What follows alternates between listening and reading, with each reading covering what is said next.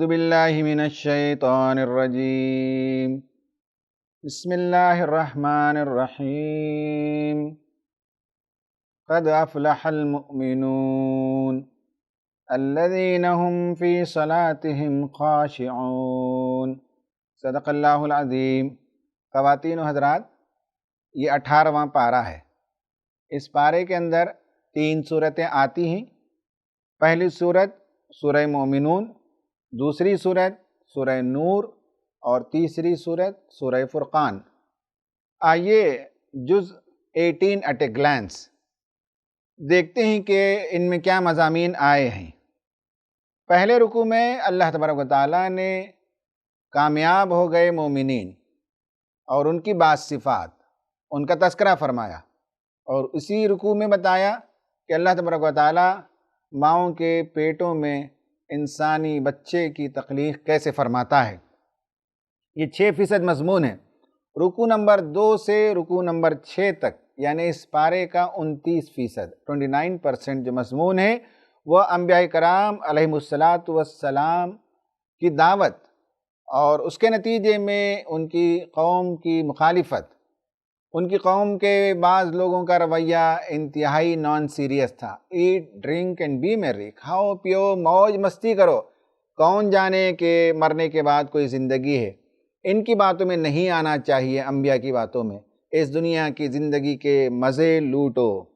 انہیں آخرت پر یقین نہیں تھا۔ ان قوموں کا تذکرہ اللہ تبارک و تعالیٰ نے کیا اور ان کا انجام بتایا۔ رکوع نمبر 7 میں سورہ نور جہاں سے شروع ہوتی ہے، اللہ تبارک و تعالیٰ نے اخلاقیات کے سلسلے میں بعض اسٹرکٹ قوانین اور اسٹرن ایکشن،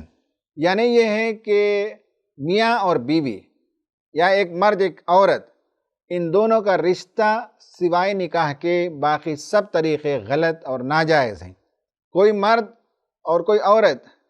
اپنی جنسی خواہشات کی تکمیل نکاح کے بندھن سے آزاد ہو کر یا نکاح میں ایک کے ساتھ ہوتے ہوئے کسی اور سے بھی اپنی شہوت رانی کرتے ہیں تو سخت ترین سزائیں، 100 کوڑے مارے جائیں گے، اس کے لیے 4 گواہوں کو لانا پڑے گا۔ کسی بھولی بھالی عورت پر الزام لگائیں تو گواہ لانا پڑے گا، اور گواہ نہ لانے کی صورت میں 80 کوڑے مارے جائیں گے۔ میاں بیوی کے درمیان ایک دوسرے پر الزام تراشی کی نوبت آ جائے تو لعان کا قانون بیان کیا گیا، اور بتایا گیا کہ اسلامی معاشرے کے اندر فحش کو نہیں پھیلنا چاہیے۔ یہ 6% مضمون ہے، اور اس کے بعد رکوع نمبر 8 اور 9 میں جو 11% مضمون ہے، واقعہ افک بیان کیا گیا۔ بی بی عائشہ صدیقہ رضی اللہ تعالیٰ عنہ کی عصمت پر لوگوں نے جو تہمتیں لگائیں، پورا ایک واقعہ ہے۔ منافقین نے ایک بہت بڑا ہنگامہ کھڑا کر دیا۔ اس زمانے میں نبی کریم صلی اللہ علیہ وسلم زبردست سائیکالوجیکل پین سے گزر رہے تھے۔ اس پر اللہ تعالیٰ نے تبصرہ فرمایا اور مسلم معاشرے کے اصلاح کے لیے بہت ہی پیارے اور بہت ہی شاندار قوانین جاری فرمائے۔ رکوع نمبر 10، اس میں اللہ تبارک و تعالیٰ نے مسلمانوں کو بتایا کہ جب وہ دوسروں کے گھر جائیں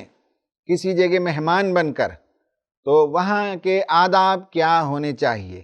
نگاہوں کو نیچی رکھنا، شرمگاہوں کی حفاظت کرنا، عورتیں ان کا لباس کیسے ہوگا، وہ کن قوانین کی پابندی کرتے ہوئے مہمانوں کی مہمان نوازی کریں گی، ان سب کے قوانین بیان کیے گئے۔ رکوع نمبر 11 میں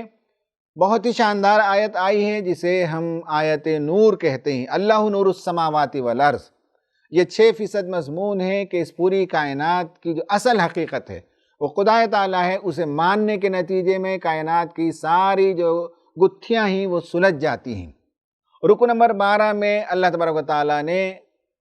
کائنات سے بہت سی نشانیوں کو پیش کر کے توحید کی دعوت دی۔ 6% مضمون ہے۔ رکوع نمبر 13 میں نبی کریم صلی اللہ علیہ وسلم کی اطاعت کرنے کی تعلیم و تاکید کی، یہ 6% مضمون ہے۔ رکوع نمبر 14 میں بتایا گیا کہ جب دوسروں کے گھروں میں جانا ہو تو گھر کے باہر کھڑے ہو کر سلام کرنا چاہیے، جواب ملے تو جانا چاہیے، جواب نہ ملے تو واپس لوٹ کر آنا چاہیے۔ آج کے زمانے میں کالنگ بیل ہے، اگر بیل آپ دبائیں اندر سے جواب آئے تو آپ جائیں، اور اگر جواب نہ آئے تو بخوشی واپس لوٹ آئیں، دل میں کسی قسم کا میل پیدا کیے بغیر۔ رکن نمبر 15 میں جو 6% مضمون ہے نبی کریم صلی اللہ علیہ وسلم کی عظمت، آپ کا اونچا مقام، یہ بتایا گیا وہ تمہاری طرح عام آدمیوں کی طرح نہیں ہے، وہ بہت ہی اونچے مرتبے کے انسان ہی، نبی ہونے کے ناطے ان کے احترام میں ذرا برابر کمی نہیں آنی چاہیے۔ رکن نمبر 16 میں جہاں سے سورہ فرقان شروع ہوتی ہے، اس میں بتایا گیا کہ ہمیشہ جب رسولوں کو بھیجا گیا تو لوگوں کے ذہنوں میں عجیب عجیب قسم کے شبہات تھے کہ یہ انسان ہے، یہ کیسے نبی اور رسول ہو سکتا ہے، یہ ہماری طرح بازاروں میں چلتا پھرتا ہے، کھاتا اور پیتا ہے، بیوی اور بچے رکھتا ہے، یہ کیسے اللہ تعالیٰ کی طرف سے رسول ہو سکتا ہے۔ اللہ تبارک و تعالیٰ نے بتایا کہ جب بھی انسانی تاریخ میں رسولوں کو بھیجا، انسانوں ہی میں سے رسول بنا کر بھیجا، فرشتوں کو اللہ تعالیٰ رسول اور نبی بنا کر بھیجتا نہیں۔ رکن نمبر 17 میں وارننگ دی گئی اور بتایا گیا کہ جو لوگ اسلام کی مخالفت کرتے ہیں اور نبی کریم صلی اللہ علیہ وسلم کا استہزاء کرتے ہیں، ایک دن آئے گا کہ وہ جہنم کی آگ میں ہوں گے۔ اور پھر اگین یہ بات بتائی گئی کہ ہمیشہ رسول وہ انسان ہی ہوا کرتے ہیں۔ ناظرین، یہ پارہ نمبر 18 پر ایک نظر ہم نے ڈالی ہے۔ اب آئیے اس میں جو مضامین پائے جاتے ہیں ان میں سے 2 اہم مضمون کو ہم لیں گے۔ آج کا پہلا سبق اور رمضان المبارک کا لیسن نمبر 35 وہ ہے ایمبریونک ڈیولپمنٹ ان قرآن۔ قرآن میں مادر رحم کے اندر جنین کا جو ارتقاء ہے اس پر ہم بات کریں گے۔ سورہ مومنون آیت نمبر 12، 13 اور 14 پر نگاہ ڈالیے۔ دیکھیے، وَلَقَدْ خَلَقْنَا الْإِنسَانَ مِنْ سُلَالَةٍ مِّن طِينٍ ثُمَّ جَعَلْنَاهُ نُطْفَةً فِي قَرَارٍ مَّكِينٍ ثُمَّ خَلَقْنَا النُّطْفَةَ عَلَقَةً فَخَلَقْنَا الْعَلَقَةَ مُضْغَةً فَخَلَقْنَا الْمُضْغَةَ عِظَامًا فَكَسَوْنَا الْعِظَامَ لَحْمًا ثُمَّ أَنشَأْنَاهُ خَلْقًا آخَرَ فَتَبَارَكَ اللَّهُ أَحْسَنُ الْخَالِقِينَ۔ اس کا ترجمہ پہلے سماعت کر لیں، پھر اس کے بعد ہم اس کے اندر مضامین کو دیکھتے ہیں کہ کس خوبصورتی کے ساتھ اللہ تبارک و تعالیٰ نے ماؤں کے پیٹوں میں بچوں کی پرورش اور پیدائش کے مرحلے کو بیان کیا۔ کہا کہ اور ہم نے انسان کو مٹی کے خلاصے سے پیدا کیا، پھر ہم نے پانی کی ایک بوند کی شکل میں اس کو ایک محفوظ مستقر میں رکھا، پھر ہم نے پانی کی بوند کو ایک جنین کی شکل دی، پھر جنین کو گوشت کا ایک لوتھڑا بنایا، پھر لوتھڑے کے اندر ہڈیاں پیدا کی، پھر ہڈیوں کو گوشت کا جامہ پہنایا، اس کو ایک بالکل ہی مختلف مخلوق کی شکل میں کر دیا۔ بس بڑا ہی بابرکت ہے اللہ تعالیٰ، بہترین پیدا کرنے والا۔ ناظرین، انسان کی تخلیق ماؤں کے پیٹوں میں جو ہوتی ہے اس پر زمانے دراز سے فلاسفرز اور سائنٹسٹ غور کرتے رہے۔ تعجب کی بات یہ ہے کہ صرف 70-80 سال پہلے ہی وہ تمام مرحلوں کو پہچان سکے جسے قرآن نے بیان کیا۔ اس سے پہلے ارسطو کا یہ سمجھنا تھا کہ بچہ عورت کے منجمد خون سے یا عورت کی ماہواری میں کوئی دانہ ہوتا ہے اس کے منجمد طریقے سے پیدا ہوتا ہے۔ گریک کے فلاسفرز، یورپ کے لوگ یہ سمجھتے تھے کہ عورت کی ماہواری وہی اصل وجہ ہے، ذریعہ ہے جس سے بچہ پیدا ہوتا ہے جب وہ خون منجمد ہوتا ہے۔ ایک غلط فہمی یہ بھی تھی لوگوں کی، اور وہ سمجھتے تھے جیسا کہ اس سلائیڈ میں بتایا گیا کہ انسان کا جو سپرم سیل ہوتا ہے، اس سپرم سیل کے اندر ایک منیچر بچہ، چھوٹا سا بچہ ہوتا ہے اپنے مکمل شکل میں، اور وہی ماں کے پیٹ میں جا کر بڑا ہونے لگتا ہے۔ یہ غلط فہمی بھی تھی۔ 1673 میں مائکروسکوپ ایجاد ہوا۔ 1694 میں یہ امپریشن پیدا ہوا جو میں نے سلائیڈ میں آپ کو بتایا کہ سپرم سیل کے اندر ایک بچہ ہوتا ہے۔ 1775 میں یہ کنٹروورسی پیدا ہوئی کہ نہیں، دونوں نطفے کے امتزاج ہی سے بچہ پیدا ہوتا ہے، صرف مرد کے نطفے سے نہیں، یا صرف عورت کے خون کے اندر جو بیضہ، جو انڈا پایا جاتا ہے اس سے نہیں، بلکہ دونوں کے امتزاج سے پیدا ہوتا ہے۔ یہ بحث 1775 کی ہے۔ 19th سینچری میں جا کر عورت کی ماہواری کا پورا سائیکل، اس میں بیضہ یا انڈا یا اووم کب پیدا ہوتا ہے، اس پورے سرکل کو فائنڈ آؤٹ کیا گیا یہ 19th سینچری میں، اور 1950 کے آس پاس میں وہ سارے مرحلے دریافت کیے گئے جو آج قرآن کے آیتوں کے حوالے سے ہم انشاءاللہ مطالعہ کریں گے۔ امریکہ کے ایک بہت بڑے اناٹومی کے پروفیسر کیت مور، انہیں سعودی عرب میں 1970s میں ریاض میں لیکچر دینے کے لیے بلایا گیا اور ان سے پوچھا گیا کہ آپ اناٹومی کے اور ایمبریولوجی کے ماہر ہیں، قرآن بھی ایمبریولوجی پر اور ایمبریونک ڈیولپمنٹ پر جنین کے مرحلوں کا تذکرہ کرتا ہے، آپ اس سے بتائیے کہ ماڈرن سائنس اور قرآن یہ دونوں کہاں ساتھ چلتے ہیں۔ حیرت کی بات ہے کہ کیت مور نے جیسے مطالعہ شروع کیا قرآن کا تو وہ کہنے لگے کہ آج کی سائنس جہاں نہیں پہنچی اس سے آگے کا مرحلہ قرآن بیان کرتا ہے، اور یہ بات لازم ہے کہ 1400 ایئرز بیفور اگر محمد نے صلی اللہ علیہ وسلم یہ باتیں پیش کی ہیں تو اس زمانے میں تو انسان کے پاس کوئی علم نہیں تھا جنین کے ارتقاء کا، سارے ارتقائی مرحلوں کا، تو صرف خدا تعالیٰ ہی ہے جس نے اس راز کو نبی کریم صلی اللہ علیہ وسلم پر منکشف کیا اور بتایا کہ ماں کے پیٹ میں بچہ کیسے پیدا ہوتا ہے۔ خواتین و حضرات، آپ نگاہ ڈالیے اسکرین پر اور دیکھتے جائیے ان خوبصورت تصویروں کو کہ کس طرح سے حیرت انگیز طور پر اللہ تبارک و تعالیٰ انسان کی تخلیق فرماتا ہے، کتنا پیچیدہ مرحلہ ہے اور کیسا استعجاب میں ڈال دینے والا حیرت انگیز یہ پروسیس ہے۔ انسانی تخلیق کے جو مرحلے قرآن بیان کرتا ہے 6 سٹیجز ہیں۔ پہلا سٹیج ہے نطفہ کا۔ نطفہ یعنی یہ ہے کہ اس میں بیضہ بھی ہے، اووم بھی ہے، اور اس اووم سے ملاقات ہوتی ہے اسپرم سیل، مرد کا مادہ منویہ۔ مرد جو ایجاکولیٹ کرتا ہے ان میں تقریباً بتایا جاتا ہے کہ 2 کروڑ اسپرم سیل ہوتے ہیں، ان میں سے ایک سیل اس انڈے سے ملاقات کرتا ہے۔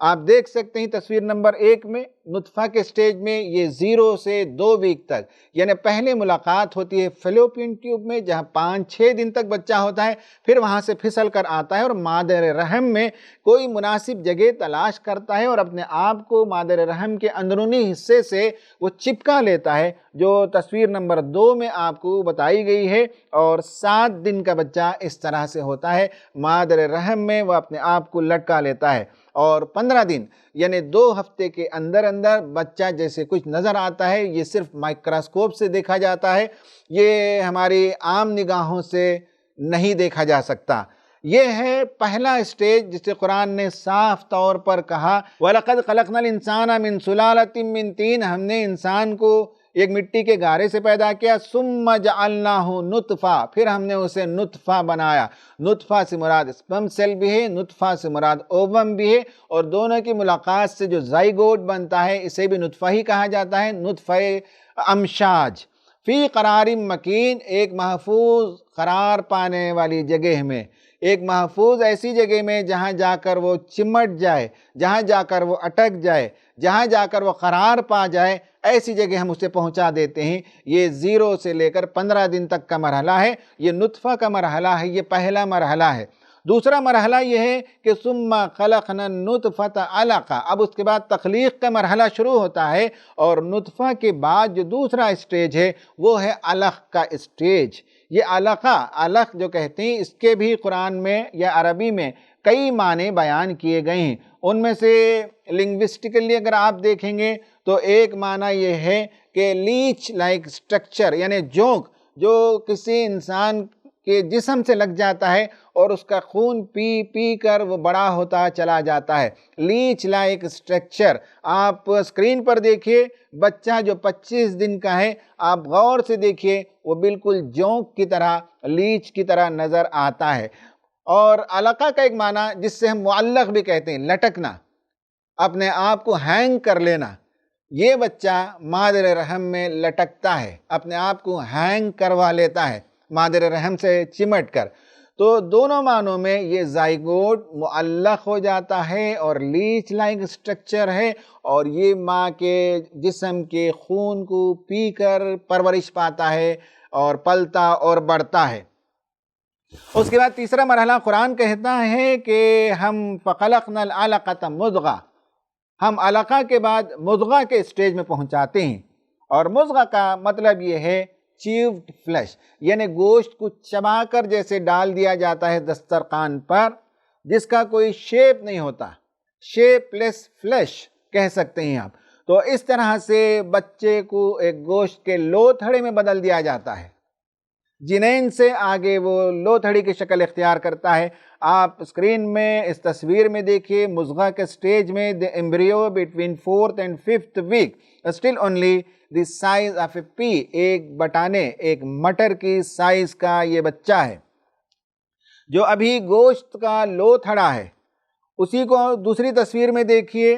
4th and 5th week کا جو بچہ ہے وہ کیسے نظر آتا ہے، اور اس کے بعد 6th week میں اگلے ہفتے یہی مضغہ اور ڈیولپ ہوتا ہے، جس میں اب اس بچے کا دل بننا شروع ہوتا ہے اور دل کی دھڑکن بھی سنی جا سکتی ہے۔ یہ تیسرا مرحلہ ہے، مضغہ کا مرحلہ۔ اللہ تبارک و تعالیٰ اس مرحلے سے جو تھک کلاٹڈ بلڈ ہے اسے امپروو کر کے، اسے بڑھا کر، اللہ تبارک و تعالیٰ something that has been chewed by teeth، یعنی دانت سے چبا کر گوشت کو جیسے ڈالا جاتا ہے اس طرح یہ بچہ لگتا ہے، مضغہ گوشت کا لوتھڑا نظر آتا ہے۔ اس کے بعد اللہ تبارک و تعالیٰ نے فرمایا چوتھے مرحلے میں ہم پہنچاتے ہیں فَخَلَقْنَا الْمُضْغَةَ عِظَامًا، ہم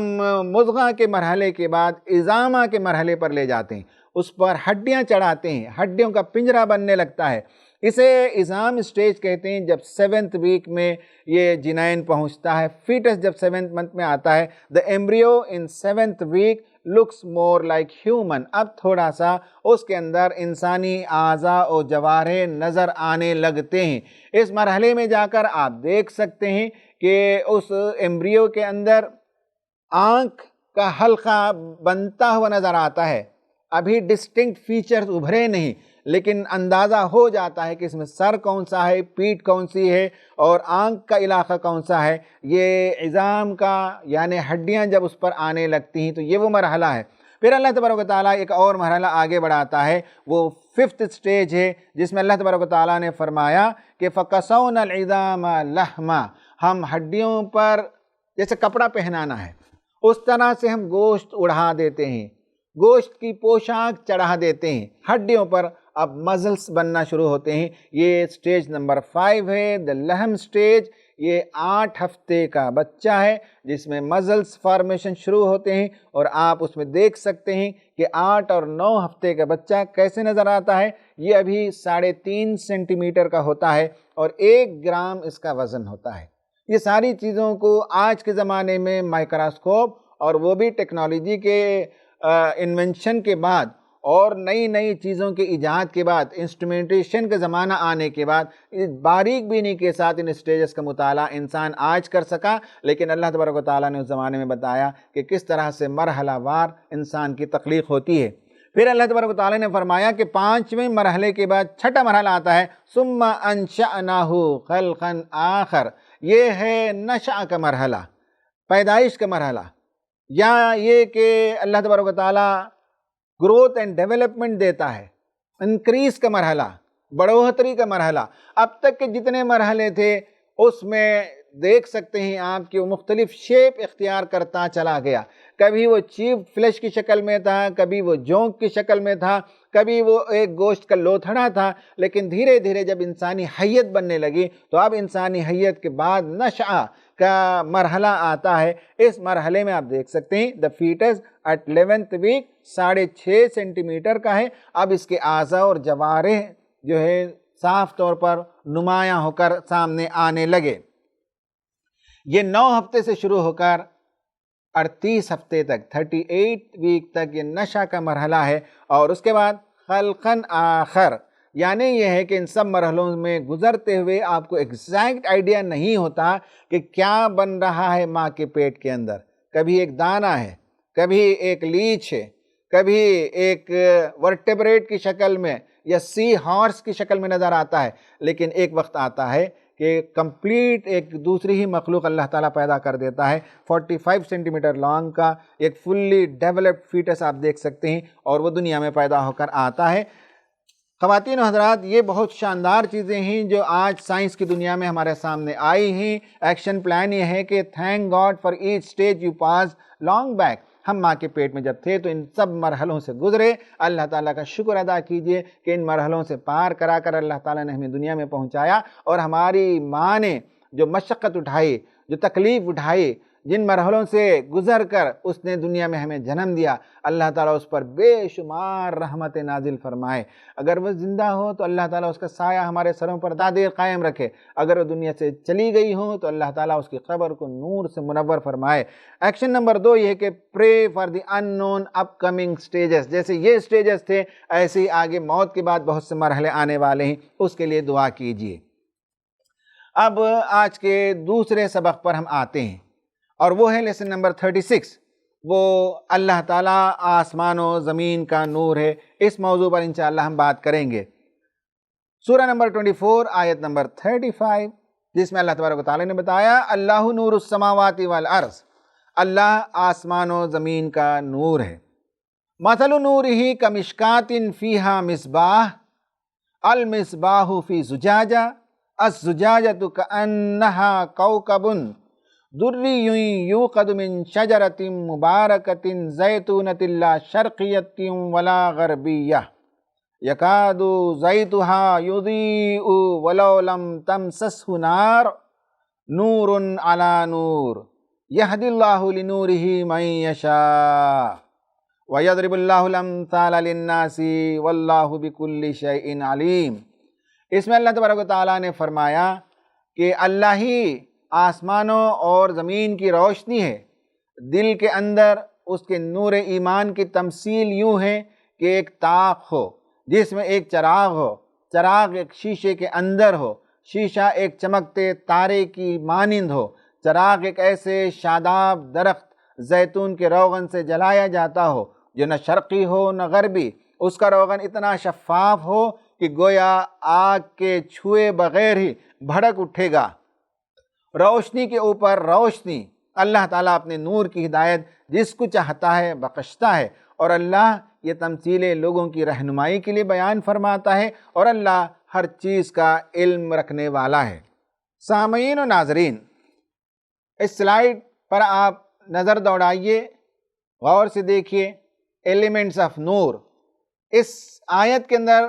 نور کی جو تمثیل بیان کی گئی ہے اس کے اجزاء کو سمجھایا گیا ہے۔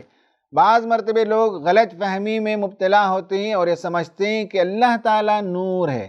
نور یعنی لائٹ جو فلو آف الیکٹران ہے، نعوذ باللہ اللہ تعالیٰ کو اس طرح سے سمجھتے ہیں۔ نہیں، اللہ تعالیٰ ان معنوں میں نور نہیں ہے۔ اللہ تعالیٰ کی نور ہدایت یعنی ہدایت کا جو نور ہے جس سے بندوں کی وہ رہنمائی کرتا ہے، بندوں کو راستہ دکھاتا ہے، اندھیروں سے اجالوں کی طرف لاتا ہے، اس نور کی مثال دی گئی ہے۔ اس میں پہلا ایلیمنٹ ہے کمشکات، یعنی یہ ہے کہ مشکات کہتے ہیں نچ کو، طاق کو۔ گھروں میں پرانے زمانے میں یا محلوں میں یا قلعوں میں آپ نے دیکھا ہوگا کہ دیواروں میں ایک چھوٹا سا آرچ بنا کر ایک طاق بنایا جاتا ہے اور وہاں چراغ کو رکھا جاتا ہے۔ انسانی زندگی میں، انسانی باڈی میں یہ جو چیسٹ کا کیج ہے یہ اصل میں مشکات ہے۔ اس کے بعد اللہ تبارک و تعالیٰ نے فرمایا اس کے اندر ایک مصباح ہے، اس کے اندر ایک چراغ ہے، یعنی اس سینے کے اندر جو چراغ ہے، چراغ سے مراد ہے وہ ایمان ہے، لیمپ ہے، وہ ایمان کی روشنی ہے۔ اور کہا کہ یہ چراغ کہاں ہے؟ الزجاجہ، اس کے اوپر ایک شیشہ ہے۔ پرانے زمانے میں لالٹین استعمال ہوتا تھا گھروں میں، اور آپ نے دیکھا ہوگا کہ اس میں ایک جو شیشہ ہوتا، روزانہ عورتیں اسے صاف کرتی تھی تاکہ جتنا وہ صاف شفاف ہوگا اتنی روشنی دور تک جائے گی۔ تو اس مثال میں جو زجاجہ ہے، جو شیشہ ہے، وہ انسانی دل ہے، یعنی سینے کے اندر ایمان دل کے اندر موجود ہے۔ اور یہ دل کیسا ہے؟ یہ دل گناہوں سے گدلا نہیں، جسے اللہ تعالیٰ اپنے نور سے ہدایت دیتا ہے وہ کالا ہو چکا ہو گناہوں کی وجہ سے، ایسا دل نہیں ہے، کوكب چمکتے ہوئے تارے کی طرح ہے، یعنی پرلی ہے، یعنی وہ قلب سلیم ہے، وہ سلامتی والا دل ہے۔ اس دل کے اندر شک، شبہ، ریب، شرک، نفاق، یہ ساری چیزوں سے جب دل پاک ہو جاتا ہے تو قلب سلیم ہوتا ہے، اس کے اندر ایمان کی لو بھڑکتی ہے۔ کہا یوقد من شجر، ایک درخت، اس کے تیل سے یہ چراغ جلتا ہے، یہ ایمان اندر سے جو منور ہے، ایمان کا چراغ جو جلتا ہے، یعنی وہ فطرت سلیم۔ فطرت سلیم، انسان اگر اپنی اصل فطرت پر قائم ہو تو اسے خدا کو پہچاننے میں، رسول کی دعوت کو پہچاننے میں، اسلام کو پہچاننے میں، حق باطل کو پہچاننے میں، اخلاقیات پر عمل کرنے میں کوئی دقت نہیں ہوگی اگر وہ فطرت سلیم پر قائم ہو۔ اور کہا کہ اس پر جب باہر سے اور تعلیمات آ جاتی ہیں، رسول پیغام لے آتا ہے، ہدایت کی روشنی آ جاتی ہے، قرآن آ جاتا ہے، خدا کا میسیج جب آ جاتا ہے، زیتھا یضیء، یعنی بھڑک اٹھتا ہے یہ چراغ اندر سے۔ آلریڈی بہت پاک، صاف، شفاف شیشے کے اندر یہ چراغ موجود تھا، اور یہ چراغ جلایا جا رہا ہے ایک ایسے تیل سے، زیتون کے تیل سے، جو نہ شرقی ہے نہ غربی ہے، یعنی وہ باغ کے بیچ کے حصے کا ہائی کوالٹی کے تیل سے جلایا جاتا ہے۔ یعنی وہ فطرت سلیم پر جب انسان ہوتا ہے، اس پر مزید جب اسے خدا کی طرف سے روشنی آ جاتی ہے، خدا کی ہدایت آ جاتی ہے، تو یہ چراغ بھڑک اٹھتا ہے، یعنی نور علی نور، فطرت کا نور پلس ہدایت کا نور، دونوں نور جب جمع ہو جاتے ہیں تو انسان کی زندگی منور ہو جاتی ہے، انسان کا راستہ منور ہو جاتا ہے، زندگی کے سارے مرحلے روشن ہو جاتے ہیں، اور زندگی کی راہ جو وہ کاٹتا ہے، زندگی کا سفر جو وہ کاٹتا ہے، ہر مرحلے میں اس کے سامنے واضح نشانیاں ہوتی ہیں، واضح سنگ میل ہوا کرتی ہیں، اسے کوئی دقت نہیں ہوتی۔ جب انسان کو یہ روشنی مل جائے، یعنی کائنات ان لوگوں کے لیے ایک اندھیر نگری ہے، ان کے لیے اندھیرا ہے جو خدا کو نہیں مانتے۔ جب وہ خدا کو مانتے ہیں تو ان کے ہاتھ میں گویا کہ ٹارچ آ گیا، ان کے ہاتھ میں روشنی آ گئی۔ جب روشنی آ جائے اس وقت انسان جس چیز پر بھی وہ روشنی ڈالے گا اس کی حیت ہمارے سمجھ میں آ جائے گی، ورنہ اندھیرے میں آدمی رسی کو سانپ سمجھ سکتا ہے اور جھاڑی کو جانور سمجھ سکتا ہے، روشنی ہو تو کلیئرٹی کے ساتھ سمجھتا ہے کہ یہ کیا چیز ہے۔ اسی طرح توحید پر ایمان لانے کے بعد، خدا پر ایمان لانے کے بعد دنیا کیا ہے یہ انسان کو سمجھ میں آتا ہے، انسان کیا ہے یہ اسے سمجھ میں آنے لگتا ہے، انسانی زندگی کیا ہے اس کی حقیقت سمجھ میں آنے لگتی ہے، ریلیشن شپ سمجھ میں آنے لگتی ہیں، زندگی کا ہر مسئلہ اس کی گتھی سلجھ جاتی ہے، وہ مسئلہ حل ہو جاتا ہے اگر ہدایت کی روشنی کسی کے پاس موجود ہو۔ تو اللہ تبارک و تعالیٰ اپنے نور ہدایت سے کن لوگوں کو ہدایت دیتا ہے، روشنی فراہم کرتا ہے، کون بندے ہیں جو اس راستے کی طرف آتے ہیں، آنے کے بعد جو فائدہ ہوتا ہے اسے جواب مل جاتا ہے یہ کائنات کیا ہے، اس کائنات کی شروعات کب ہوئی، اس کائنات کو کس نے بنایا، اس کائنات کے پیچھے کیا پرپز ہے، انسان کو پیدا کرنے کے پیچھے کیا پرپز ہے، مقصد حیات کیا ہے، یہ سمجھ میں آنے لگتا ہے۔ پھر اس کے بعد سیلف اویکننگ، میں کون ہوں، میری کیا ہستی ہے، میری کیا بساط ہے، میں کہاں سے آیا ہوں، مجھے اس دنیا میں کیسی زندگی بسر کرنی ہے، اور اس دنیا سے خاتمے کے بعد مجھے کہاں جانا ہے، جانے کے بعد زندگی کا انجام کیا ہونے والا ہے۔ یہ ساری باتوں کا جواب انسان کو جب نور علی نور مل جائے، فطرت کے نور پر ہدایت کا نور مل جائے، خدا کی روشنی مل جائے، رسول کا پیغام مل جائے، قرآن کے مضامین انسان پر کھل جائیں، تب اس کی زندگی کے تمام سوالات کے جوابات مل جاتے ہیں، خواہ وہ کائنات کے پیدا کیے جانے کا مقصد ہو یا فرد کے پیدا کیے جانے کا مقصد ہو، خواہ وہ انسان کی ہستی اور اس کی شناخت سیلف اویکننگ ہو، اس کا جواب مل جاتا ہے، اور پرپز آف لائف، انسان دنیا میں کیوں آیا، دنیا میں کیا کرنا ہے، دنیا کی مختصر زندگی کے بعد آخرت میں وہ کہاں جانے والا ہے اور اس کے ساتھ کیا ہونے والا ہے، ان تمام سوالات کے جوابات اس سے بہت ہی واضح طور پر، اطمینان بخش طور پر مل جاتے ہیں۔ خواتین حضرات، ایکشن پلان یہ ہے کہ رمضان کی کسی رات میں اطمینان سے بیٹھیے، قلب کے اندر جائیے، اور اس مثال میں اللہ تعالیٰ نے جتنی باتیں بیان کی، ایک ایک چیز کو آپ محسوس کرتے جائیے کہ یہ آپ کی زندگی کا طاق ہے، اور اس کے اندر ایک چراغ ہے، وہ چراغ ایک شیشے کے اندر ہے، اور وہ شیشہ چمک رہا ہے، وہ گدلا نہیں ہے، وہ میلا نہیں ہے، اس پر کلونس چھائی ہوئی نہیں ہے، پاک صاف ہے، اور اس کے بعد دل، قلب سلیم ہے، ہم فطرت سلیم پر قائم ہیں۔ پھر اس کے بعد مزید اللہ تعالیٰ نے رمضان میں قرآن بھیج دیا، جس کے نتیجے میں فطرت کے اندر جو باتیں تھیں اس کی تصدیق قرآن سے ہو گئی، اس کی تصدیق وحی سے ہو گئی۔ یہ پوری مثال کو اپنی زندگی میں نافذ کر کے امیجن کیجئے اور خوشی محسوس کیجئے۔ Look ahead of your life and write about it using the endowed light۔ اللہ تعالیٰ نے جو نور فراہم کیا ہے اس کے ذریعے سے رمضان کے بعد کی زندگی پر اس روشنی کو ڈالیے، اور آگے کے مرحلوں کے بارے میں 2-4 مہینے تک زندگی کو آپ کیسے دیکھتے ہیں لکھیے، تاکہ اس کی منصوبہ بندی کر سکیں۔ اللہ تعالیٰ سے دعا ہے کہ اللہ تبارک و تعالیٰ ہمیں قرآن مجید کے اندر جو علم کا خزانہ ہے اسے سمجھنے کی توفیق عطا فرمائے، اور قرآن کی روشنی اور فطرت کی روشنی ان دونوں کے ذریعے سے زندگی کے آگے کے مرحلوں کو طے کرنے کی توفیق عطا فرمائے۔ آمین۔ وآخر دعوانا ان الحمد للہ رب العالمین۔